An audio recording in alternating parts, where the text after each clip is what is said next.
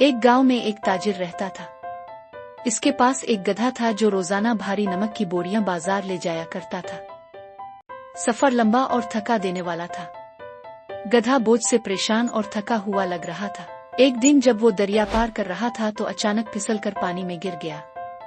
बोरियों का नमक घुल गया और बोझ हल्का हो गया। गधा बहुत खुश हुआ।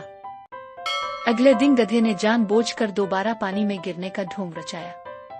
नमक घुल गया और बोझ हल्का हो गया। गधा हंसता रहा और खुद को चालाक समझने लगा। लेकिन ताजिर भी होशियार था।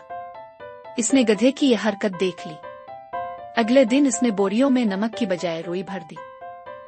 गधा फिर पानी में गिरा, मगर इस बार रुई ने पानी पी लिया और बोझ हल्का होने के बजाय और ज्यादा भारी हो गया। गधा बहुत परेशान और शर्मिंदा हुआ। इस दिन के बाद गधे ने सबक सीख लिया कि काहली और चालाकी हमेशा मुसीबत लाती है।